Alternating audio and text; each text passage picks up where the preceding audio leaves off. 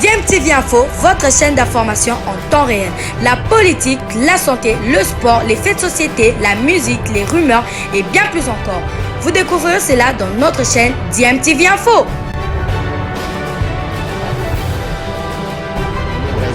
Très préoccupé sur le sort des ressortissants congolais se trouvant encore en Ukraine.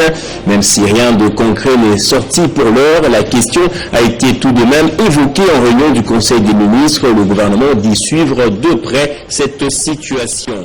Vous êtes sur DMTV, bonjour ou bonsoir, tout dépend de l'heure à laquelle vous nous suivez. Tout plaisir est pour nous de vous retrouver, mais surtout de savoir que vous êtes nombreux en train de suivre votre chaîne YouTube DMTV. DMTV qui vous propose l'actualité, vous propose également des analyses et des réflexions sur des sujets d'actualité, sur des faits sociaux, tout simplement sur des réalités que nous observons ici chez nous en République démocratique du Congo. Suivez ces cas de nos compatriotes qui sont en Ukraine en ce moment, qui ont des difficultés. Vous voyez peut-être avec l'ambassadeur de l'Union européenne, pour s'occuper un peu de nous, ou plutôt au niveau des États-Unis, parce qu'on ne peut pas les abandonner. De la même manière que nos amis et Congolais qui sont en Turquie, on peut demander qu'on puisse les régulariser comme le Sénégal avait demandé, parce que c'est très important. Ils sont beaucoup, d'ailleurs, ils nous suivent d'ailleurs. Très souvent, ils suivent avec beaucoup d'attention la situation des ressortissants congolais encore présents en Ukraine. Après la réunion de crise tenue le jeudi au ministère des Affaires étrangères, la question a été de nouveau évoquée en réunion de Conseil des ministres hier autour du chef de l'État. La traditionnelle réunion du Conseil des ministres va désormais se dérouler en présentiel suite à la baisse des cas de la pandémie de Covid-19. Réunis autour du chef de l'État, à la cité de l'Union africaine, le gouvernement de la République se dit très préoccupé par la situation qui prévaut en Europe de l'Est entre la Russie et l'Ukraine. Des mesures urgentes doivent être prises pour apporter un soutien nécessaire aux Congolais vivant en Ukraine. Le Premier ministre a aussi abordé la question relative à la situation de nos compatriotes bloqués en Ukraine et des mesures à prendre au niveau du ministère des Affaires étrangères pour trouver les voies et moyens de leur apporter le soutien nécessaire. Le Conseil des ministres s'est également penché sur le cas des membres de la task force présidentielle toujours en détention par la milice Codeco. Pour sa part, le ministre de la Défense nationale et ancien combattant a présenté une synthèse de la situation opérationnelle militaire du pays, qui reste marquée par les opérations conjointes menées par nos forces armées et les forces ougandaises. Ces opérations qui évoluent du reste normalement. À propos des membres de la Task Force pour la paix, la réconciliation et la reconstruction de la province de l'Ituri, qui sont encore en otage entre les mains de la Codeco, il a indiqué que les négociations visant leur libération évoluent positivement et pourraient connaître une issue heureuse prochainement. Outre ce sujet, le chef de l'État, Félix-Antoine Tshisekedi Tshilombo, a fait part au gouvernement de sa volonté de placer à un plus haut niveau le pilotage, le suivi et l'évaluation du projet de construction du port en eau profonde de Banana. La société Africa Union Cargo Namibia était face à la presse ce samedi pour fixer l'opinion sur le dossier de la suspension du contrat entre l'OGFREM et la société Golden Junction Coast, une affaire qui fait la une de la presse ces derniers jours. C'est dans la salle CEPAS de la Gombe que la société Africa Union Cargo Namibia a fait une mise au point concernant la suspension du contrat entre l'OGFREM et la société Golden Junction Coast. Cette mise au point a été centrée sur différents points, à savoir la présentation liminaire des faits et l'aperçu du point soulevé par l'avocat de la société Golden Junction Coast. L'OGFM a signé son nouveau contrat avant l'expiration du premier, avec une société dirigée par un des anciens responsables de son mandataire, AUSN. Il ressort de ce qui précède qu'un conflit d'intérêts, sciemment et savamment monté par l'OGFM, est mise en place par le fait de signer deux contrats identiques avec deux entités différentes et dont l'exécution du premier dépendrait des actes posés par le second. Le GFREM a même oublié l'article 26 du contrat qui donnait le préavis de 6 mois à AUCN, deux cadres et membres de la direction générale de l'OGFREM, bien sûr, aurait monté une société qui travaille en complicité avec Transcom Service et qui perçoit une somme de l'ordre de 10% des recettes.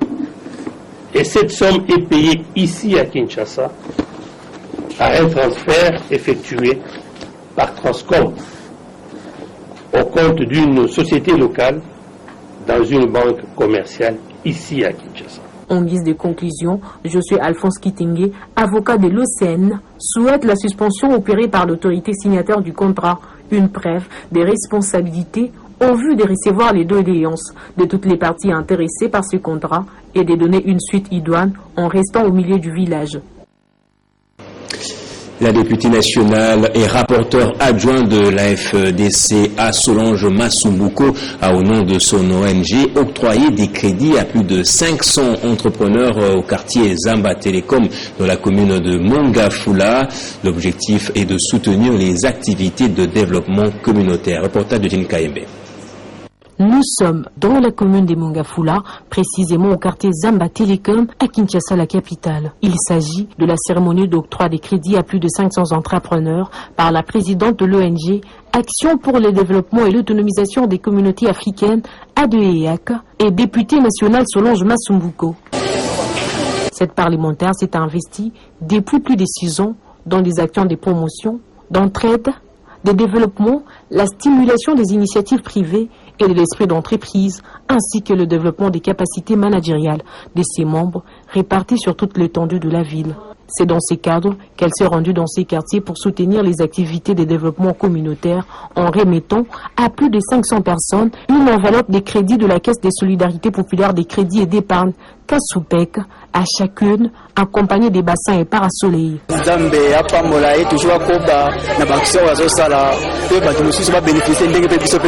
Félicitations à Ndinga Dosala. Aosala était biso ba mama tovanda pamba boité. Le tiom tozali na capitale to bani capitale nayo. Na mbongo ba pesingai après coronavirus na kweyaki.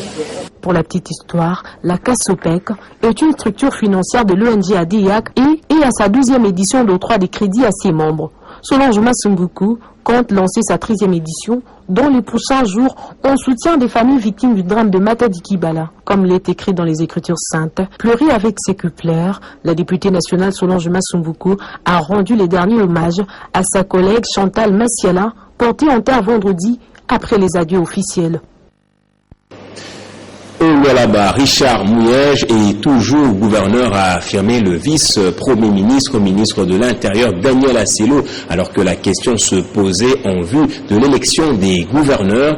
Cette clarification a réjoui les Mouyégistes qui ont demandé au chef de l'État de faciliter le retour de leur leader dans la province afin qu'il poursuive son plan d'action. Nous, Congolais vivant dans la province du Lualaba, venons par la présente déclaration remercier et féliciter son Excellence M. Daniel Asselo, vice-premier ministre et ministre de l'Intérieur et décentralisation. Déclaration par laquelle il a explicité l'arrêt de la Cour constitutionnelle et il a éclairé l'opinion sur le statut de notre cher gouverneur Richard Mouyej Manguez-Mons, tant réclamé par les Lualabais qui constatent qu'en une année, l'absence de leur province s'enfonce dans la misère. Son Excellence Daniel Asselo est resté constant, clair et scientifique dans son interprétation de la loi au sujet de la situation du gouverneur Richard Mouyej Manguez-Mons. Daniel Asselo trouve qu'il est un homme véritable, homme d'État, de la population lualabaise, lui reste infiniment reconnaissant. Nous implorons au chef de l'État Félix Antoine Tshisekedi Tshilombo d'écouter la voix du peuple en permettant à notre gouverneur Richard Mouyej Manguez-Mons de rentrer dans sa province pour que les Lualabais reprennent son élan de développement.